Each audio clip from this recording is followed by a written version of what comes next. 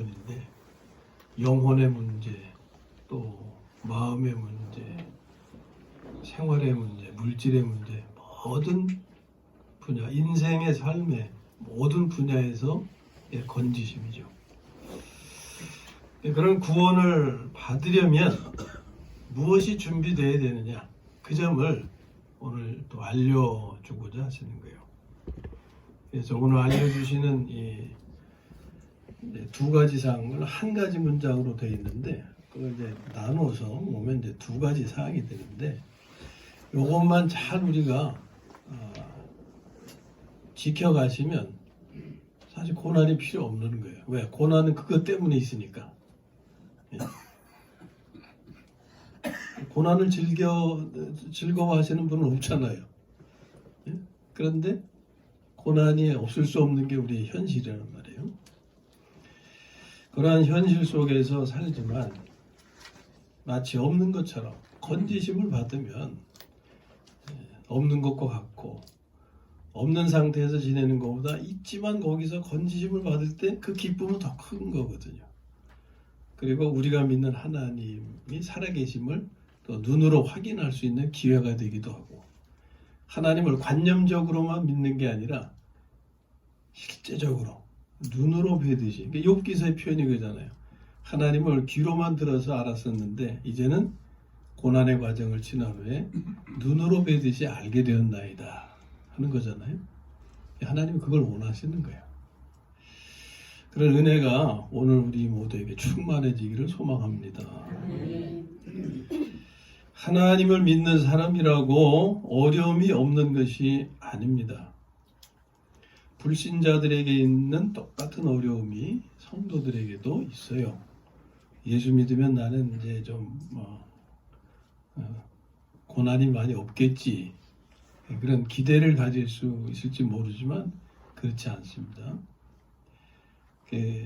잘못된 기대를 가지면 실망이 커요. 사실을 알고 우리가 나아가야죠. 그래서 하나님의 백성들에게도 똑같이 고난은 닥치는 거예요. 다만 불신자들과 다른 점이 있다면 성도님들에게는 하나님의 위로하심이 있다는 거죠. 오늘 말씀에서처럼 하나님이 없는 사람들에게는 이 위로가 없기 때문에 고난을 견디질 못하는 거예요. 그러나 성도들에게는 하나님의 위로하심이 있기 때문에 똑같이 어려움을 당해도 견딜 수가 있게 되는 거죠. 그래서 3절에 그렇게 간증하고 있습니다. 찬송하리로다. 그는 모든 위로의 하나님이시며. 그래서 위로가 없는 사람은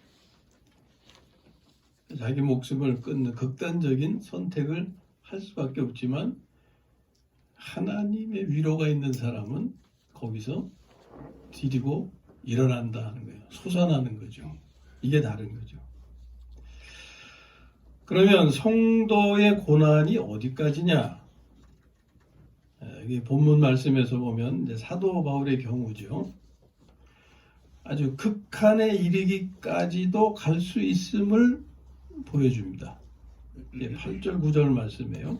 힘에 겹도록 심한 고난을 당하여 살 소망까지 끊어지고, 굉장히 극심한 어려움이죠. 그래서 어떻게 생각했냐면 9절에 우리는 우리 자신이 사형 선고를 받은 줄 알았으니 이제는 죽겠구나, 이렇게까지 여길 정도로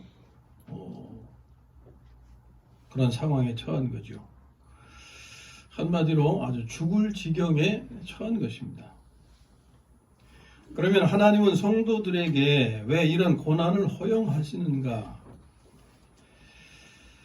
온 우주는 하나님의 다스리심 아래에 있죠. 우리가 그걸 믿죠. 성경도 그걸 말씀하고 있어요.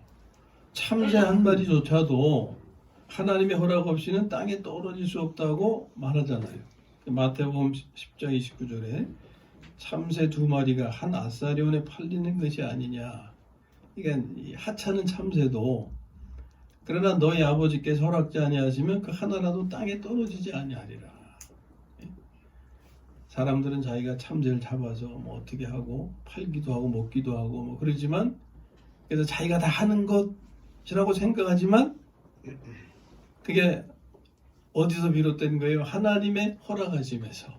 참새 한 마리조차도. 그러니까 하나님이 허락지 아니하시면 우리는 참새 한 마리도 제대로 잡을 수가 없는 거예요. 그러므로 성도가 겪는 고난은 하나님의 허락 없이는 있을 수가 없다는 거죠.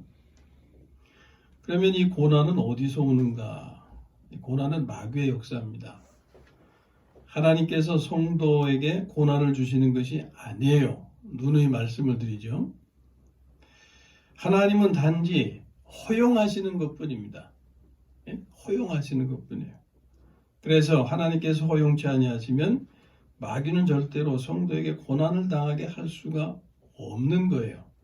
우리는 욥기서에서 욥의 경우에서 이것을 확인할 수가 있는데,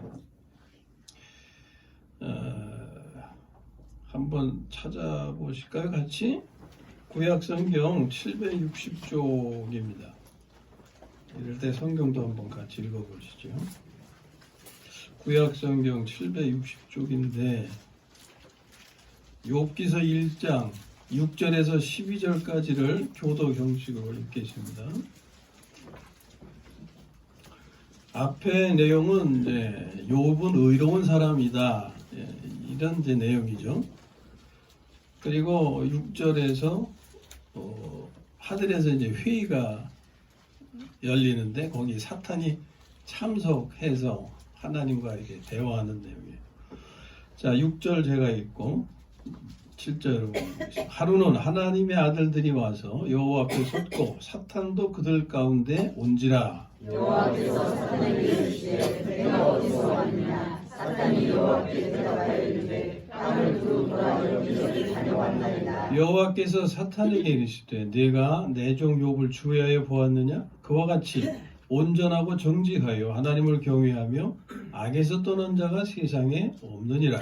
사탄이 여호와께 대답하여 이르되 욥이 어찌 하다없이 하나님을 경외하리까. 주께서 그와 그의 집과 그의 모든 소유물을 울타리로 두르심 때문이 아니니까 주께서 그의 손으로 하는 바를 복되게 하사 그의 소유물이 땅에 넘치게 하셨음이니이다. 이제 주의 손을 펴서 그의 모든 소유물을 치소서. 그리하시면 틀림없이 주를 향하여 욕하지 않겠나이다. 여호와께서 사탄에게 이르시되 내가 그의 소유물을 다 내 손에 맡기노라. 다만 그의 몸에는 내 손을 대지 말지니라. 사탄이 곧 여호와 앞에서 물러가니라. 아멘. 자, 여기서 우리가 그걸 알 수 있죠. 덮지 마시고 그 다음에 또 읽어야 할 부분이 있는데, 우선 여기서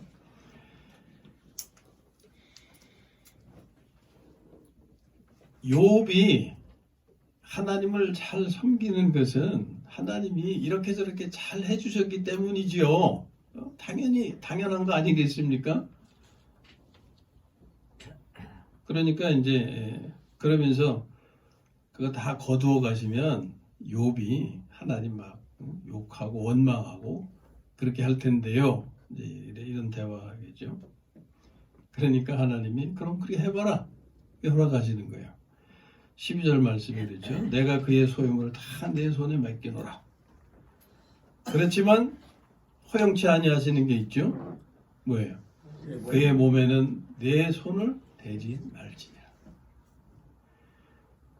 그러니까 사탄은 어떻게든지 우리를 괴롭히려고 하는 거예요. 하나님이 그렇게 하시는 게 아닙니다. 하나님은 다만 허락하시는 거예요. 허락하시는. 자, 넘어가서 2장 이제 1절부터 6절까지 읽습니다. 자, 교도 형식으로요.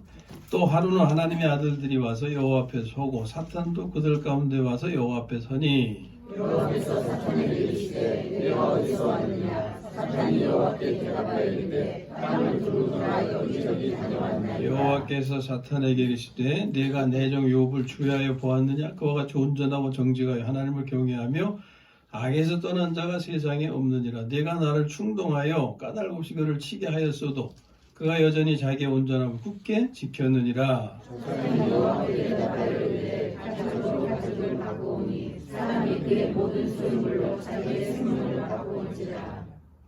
이제 주의 손을 펴서 그의 뼈와 살을 치소서. 그리하시면 틀림없이 주를 향하여 욕하지 않겠나이까. 여호와께서 사탄에게 이르시되 내가 너를 내 손에 맡기노라. 다만 그의 생명은 해하지 말지니라. 아멘, 아멘. 우리는 두 군데를 통해서 하나님이 허용하시기 때문에 있는 것이지, 하나님이 허용치 아니하시면 이런 일은 있을 수 없음을 우리가 알게 되는 거예요. 그리고 마귀는 계속 하나님의 백성을 괴롭히려고 하는 것, 그런 걸 볼 수가 있어요. 자, 앞에서는 하나님이 복을 주시고 다 잘되게 하셨으니까 욥이 잘하는 거겠죠. 그거 다 거두어 가시면 주를 향하여 욕하지 않겠나이까. 그러니까 하나님이 해봐라. 그래서 이제 그 일어난 일이 뭡니까? 막 그냥 뭡니까? 가축이 죽어나가고 자녀들도 죽고 막 이렇게 해를 당하는 이제 그런 과정이 있잖아요. 그리고 나서 이제 그랬는데도 욥은 이제 하나님을 원망하지 않죠. 그러고 나서 여기 또 모이게 되는데, 그 모인 자리에서 내가 나를 격동해서 욥을 치게 했지만 그런 욥이 어디 나에게 욕을 하더냐. 그러니까 사탄이 또 하는 말이 뭐냐면, 그거야 다른 것들로 이렇게 했으니까, 자기가 직접 해를 받지 않았으니까 그런 거 아닙니까? 그런데 욥이 자신이 해를 받으면 반드시 욕할 거예요. 이제 그런 거죠. 그러니까 그럼 그것도 해봐라. 그러나 생명은 해하지 말지니라. 그래서 그 다음에 욥을 괴롭히는 내용이 쭉 그냥 끝까지 그런 내용이 가득 있는 거예요. 근데 결코 욥은 자기의 믿음을 지켰음을 우리가 보게 되죠. 근데 왜 그런 고난의 과정이 있느냐 하는 것은 42장에 가서 그 결론을 보고 알죠. 그 고난의 과정을 통해서 더 하나님을 알게 하신 은혜를 입은 거죠. 사탄은 욥을 무너뜨리려고 역사했지만 하나님을 그걸 선으로 바꾸셔서 욥을 유익하게 해주신 거죠. 이 말씀에서 우리가 지금 확인하는 것은, 고난은 하나님이 주시는 게 아니라 마귀가 역사함으로 우리에게 오는 것인데, 그건 하나님이 허락하심으로 이루어지는 거다. 아니, 하나님이 허락지 아니하시면 되지 않아요 라고 우리는 생각하고 또 그렇게 기대하겠지만, 그러나 하나님은 고난을 허락하십니다. 이유가 오늘 우리가 꼭 알아야 되는 그 목적 때문에 그 말씀을 오늘 나누고 있는 거예요. 자, 이 고난이 하나님의 역사가 아니고 마귀의 역사인 것은 무엇을 보고 우리가 아느냐? 그것이 사망의 역사이기 때문에 그런 겁니다. 사망의 역사, 죽음의 역사죠. 10절 말씀에 그가 이같이 큰 사망에서 우리를 건지셨고 그랬어요. 그가 하나님이시죠. 하나님이 우리를, 바울과 그의 일행들이에요. 하나님의 종들을 이같이 큰 사망에서 우리를 건지셨다. 이같이 큰 사망은 앞에서 있는 것처럼 아주 죽을 지경까지 간 그 상황에서 우리를 건지셨다. 그 큰 사망은 누구의 역사냐? 마귀의 역사다. 왜? 마귀는 사망의 세력을 잡은 자라고 말씀하시기 때문에. 그래서 사람들에게 사망으로 역사해서 고통을 당하게 하는 거예요. 이게 죽을 지경에 처하게 하는 거죠. 히브리서 2장 14절에서 우리가 알게 됩니다. 자녀들은 혈과 육에 속하였음에 그도 또한 같은 모양으로 혈과 육을 함께 지니심은, 요까지는 예수 그리스도에 관한 말씀입니다. 자녀들은 혈과 육에 속하였음에 우리가 육신으로 이루어진 존재다 그 말이에요. 그것처럼 그도 또한 같은 모양으로, 이게 성육신의 의미죠. 예수 그리스도가 사람으로 오신 것, 같은 모양으로 혈과 육을 함께 지니심은, 사람이 되셔서 그렇게 오심은 죽음을 통하여 죽음의 세력을 잡은 자 곧 마귀를 멸하시며, 이게 이제 성육신의 목적의 한 일부이기도 하죠. 죽음을 통하여 죽음의 세력을 잡은 자, 마귀를 멸하시며. 그러니까 마귀가 어떻게 역사해요? 죽음을 통하여 역사한다. 죽음의 세력을 허락하셨기 때문에.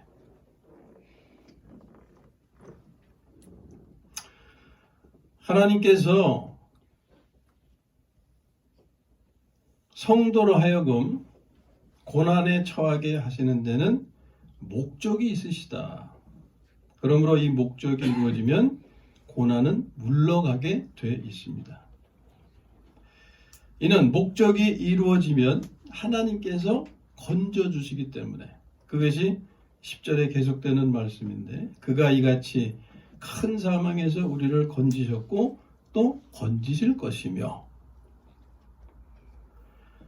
큰 사망은 하나님의 목적을 이루시기 위해서 우리로 하여금 겪게 하시는 하나의 과정입니다. 그런데 그 목적을 이루시면 그 고난의 과정은 더 있을 필요가 없는 거죠. 그래서 그것을 물러가게 하시는 것이 건지심의 의미가 되는 거예요. 고난에서 우리를 건지신다고 하는 거예요. 그리고 또 건질 것이며 하는 것은 고난이 또 있겠다는 의미죠. 한 번 건지심을 받았다고 해서 우리의 삶에 고난이 이제 물러가는 것이 아니고, 여전히 계속 이런 고난이 우리의 삶의 과정에 밀려온다 하는 것을 의미하죠. 그러나 하나님의 은혜는 하나님의 자녀를 향하신 그 목적을 이루시면 건지시고 또 건지시고 건지시고, 그러니까 하나님의 목적이 우리에게 이루어질 때까지 하나님은 계속 간섭하시고 이런 과정에서 훈련을 시키시는 거예요. 지난 주일에 우리가 나눈 말씀이 뭡니까? 하나님께서 우리에게 허락하신 것을 다 이루시기까지 어떻게 하신다고요? 우리를 떠나지 아니하시고 함께 하신다. 그래서 우리를 건지시고 건지시고 또 건지시는 거예요. 지금 고난이 없다고 나의 삶의 고난은 이제 끝났다, 이렇게 생각하실 수가 없습니다. 우리는 우리의 삶의 여정에서 하나님의 목적, 하나님이 이루고자 하시는 그 목적이 이루어질 때까지 우리는 이 과정을 계속 거쳐가야 되는 거예요. 단지 내가 오늘 평안하다면 잠시 평안하게 하시는 거예요. 그렇기 때문에 우리의 자세는 고난이 없을 때 우리는 하나님 앞에 감사해야 되고, 앞으로의 고난을 대비하는 자세를 가져야 할 겁니다. 고난을 대비하는 것은 하나님의 목적을 이루는 것인데, 그 하나님의 목적이 뭐냐? 9절에 이제 말씀드리는데, 9절 한번 읽고 넘어가겠습니다. 자, 9절 말씀을 함께 읽겠습니다. 시작. 우리는 우리 자신이 소용 선고를 받은 줄 알았으니 이는 우리도 자기를 의지하지 말고 오직 죽은 자를 다시 살리시는 하나님만 의지하게 하십니다. 아멘. 앞에서 말씀드린 것처럼 하나님이 이루고자 하시는 목적 한 절로 말씀하고 있는데, 자르면은 두 가지 내용으로 자를 수 있죠. 하나는 뭐겠어요? 성도로 하여금 자기를 의지하지 않도록 하시기 위함이다 하는 거예요. 자기를 의지하지 않도록 하시기 위함이다. 그 다음에 또 한 가지는 뭐예요? 오직 죽은 자를 다시 살리시는 하나님만을 의지하게 하시기 위함이다. 이것입니다.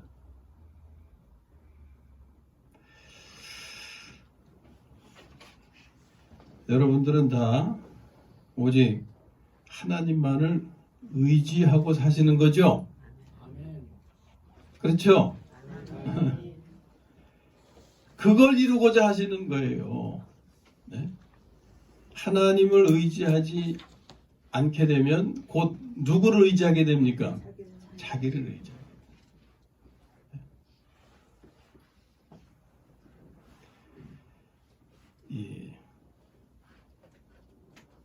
자기를 의지한다고 하는 거, 그걸 뭐 나쁘다고 할 거는 없잖아요. 자기 힘으로, 자기 능력으로, 자기 의지로, 자기가 이루려고 하는 거.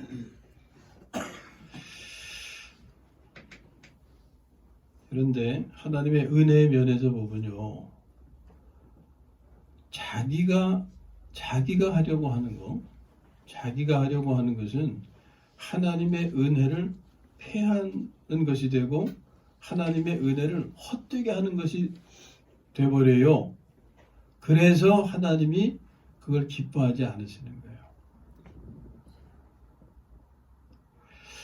자, 자기를 의지하고 자기 힘으로 하려고 하는 사람은 그래도 자신감이 있는 사람들이에요. 자신감이 없는 사람들은 그렇게 하지도 못하죠. 자, 그런데 그 자신감이라는 게 나에게서 나오는 것이 아니라 하나님으로부터 나오는 자신감이 돼야 그 하나님 기뻐하신다는 말이에요. 아멘. 그게 두 사람이 비교가 돼요. 하나는 사도 바울이 은혜 받기 이전에 그 사도 바울은 자신감이 넘치는 사람이었어요. 앞장서 가는 사람이었고 굉장히 적극적인 사람이었고, 그래서 남들은 대충 하고 말 것을 이 사람은 그냥 막 이웃 나라에까지 가서 그리스도인을 잡아가지고서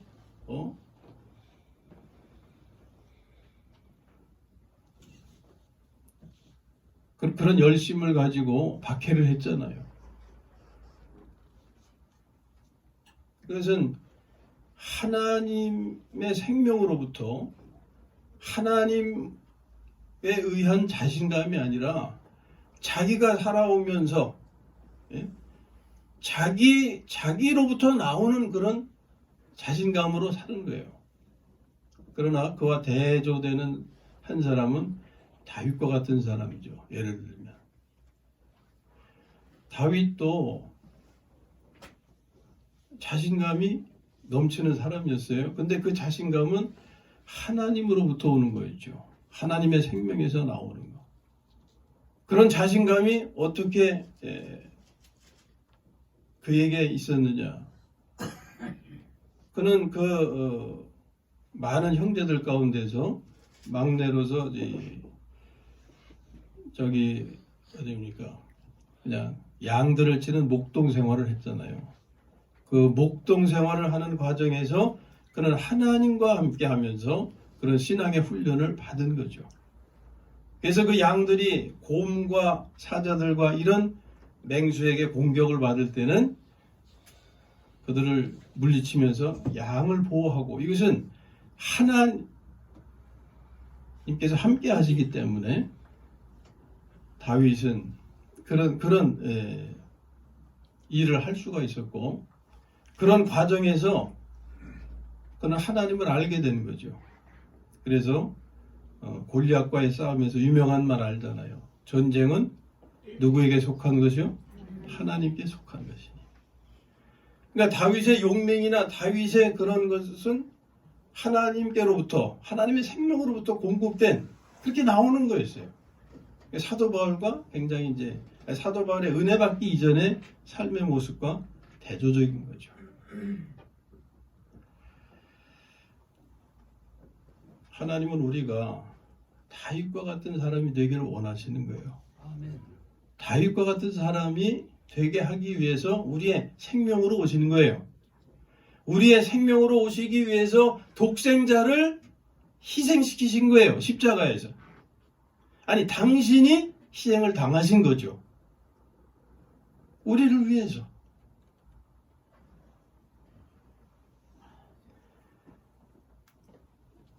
그래서 우리가 우리를 위해서 오신 하나님을 생명으로 알고 그 생명으로 사는 사람이 되길 원하시는 거예요. 바울에게 이제 은혜 받은 후에 바울의 삶이 이제는 내가 사는 것이 아니요 누가 내 안에 그리스도께서 하나님께서 사시는 것입니다. 하나님의 생명으로 사는 사람이 되길 원하시고 그걸 이루시길 원하시는 거예요. 이것이 우리를 향하신 하나님의 목적이다. 이것 때문에 고난의 과정이 있는 것이다 라는 거예요. 그러니까 나의 삶이 이렇게 하나님의 목적이 채워지면 고난의 과정이 계속 필요하겠어요? 안 하겠어요? 필요가 없는 거예요. 그러나 그것이 하루아침에 깨달아지고 하루아침에 도달하는 게 아니기 때문에 조금씩 이렇게 이제 발전하는 것이기 때문에 생명의 성장이 그렇잖아요. 하루아침에 크는 것이 아니라 날마다 조금씩 크는 거잖아요. 그 생명이 크고 강하게 하기 위해서 감기도 자꾸 걸리고 또 질병도 걸리고 그러는 거잖아요. 아주 죽을 병에 걸리면 죽게 되겠지만 질병의 과정을 통해서 우리 면역력이 향상이 되고 그래서 생명력이 강하게 성숙하게 되는 거 아니겠어요? 그런데 우리가 면역력이 강해져서 내 몸을 건강하게 잘 유지할 수 있다면 그런 과정이 적어지든지 필요 없게 되겠죠. 마찬가지 원리입니다. 자, 하나님께서 우리에게 이루고자 하시는 목적이 뭐라고요? 자기를 의지하지 않고 다만 하나님만을 의지하는데 그 하나님이 어떤 하나님? 죽은 자도 살리신 하나님이심을 알고 믿어서 그분만을 의지하는 사람이 되게 하시기 위해서. 아멘? 내가 그런 믿음으로 살면 많은 고난의 과정이 필요가 없는 거예요. 그것이 빨리 이루어지지 않고 서서히 가기 때문에 고난의 과정도 조금씩 계속 있는 거예요. 그러나 오늘 교리, 이 말씀, 이 하나님의 은혜 원리를 아시겠죠? 이걸 아시면 여러분들이 그걸 위해서 이루시고자 채우시고자 힘쓰시면 이 고난의 과정이 똑같지 않고 어떤 사람은 극심한 고난에까지 떨어질 수밖에 없지만 나는 그냥 가볍게 예? 내 면역력이 약하면 건강이 극심한 상황에 위험에 처하게 되잖아요. 그러나 면역력이 조금씩 갖춰가면 질병이 와도 가볍게 지나가잖아요. 그거나 마찬가지예요.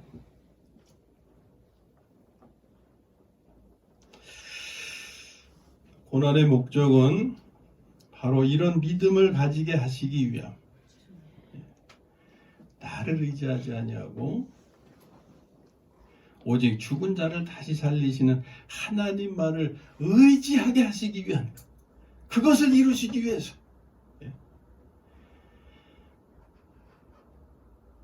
그래서 고난은 하나님 편에서는 건지시는 것이고 우리 편에서 볼 때는 물러가는 거예요. 오늘 우리는 우리의 삶에 왜 고난이 있는지를 알게 됩니다. 고난은 성도의 삶을 유익하게 한다고 그랬어요. 시편에서. 시편 119편. 감기가 그게 면역력이 약한 사람이 잘못되면 폐렴으로 발전해서 생명에 위험이 되기도 하지만 그러나 우리의 몸을 면역력을 키워가며 건강을 채워가는데 또 유익한 과정이기도 하잖아요. 감기라는 것이. 그거나 마찬가지로 고난이 성도의 삶을 유익하게 한다는 거예요. 시편 119편 67절과 71절 말씀 두 군데에서 보면 고난당하기 전에는 내가 그릇 행하였더니 이제는 주의 말씀을 지키나이다. 그러니까 우리에게 이루고자 하시는 것이 뭐예요? 주의 말씀을 지키게 되는 거예요. 이 고난이 왜 있어요? 주의 말씀을 지키게 하시기 위해서. 71절에 고난당한 것이 내게 유익이라. 이로 말미암아 내가 주의 율례들을 배우게 되었나이다. 아멘. 그러니까 내가 주의 말씀을 지키며 주의 율례들을 배우는 삶으로 발전해 가면 고난이 필요가 없고 고난의 과정도 가볍게 지나갈 수 있게 된다 하는 거죠.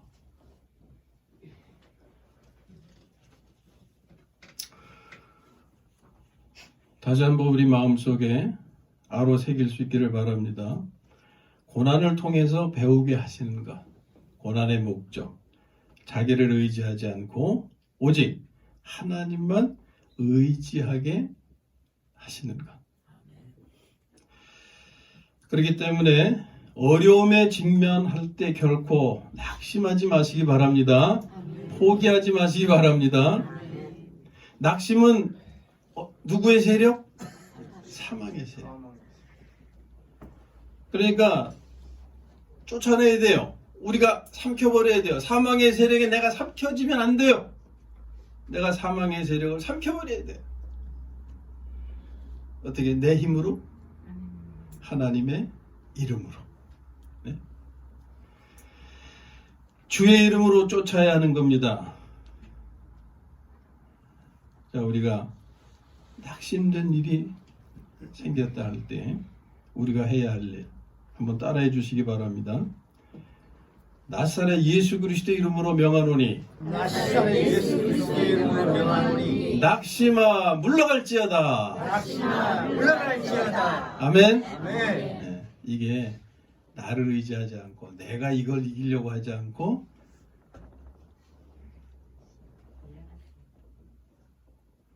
죽은 자도 살리신 하나님을 의지해서 하나님의 생명으로 이기려고 하는 믿음의 자세요.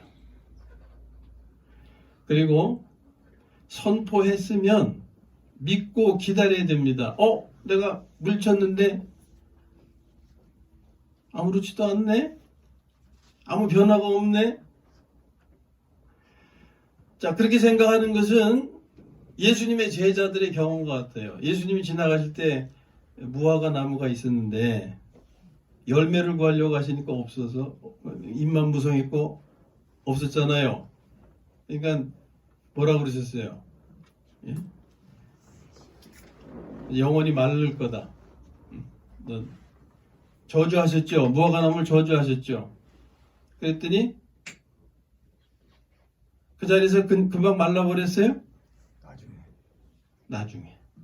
그 다음날 지나갈 때 보니까 말라버려요.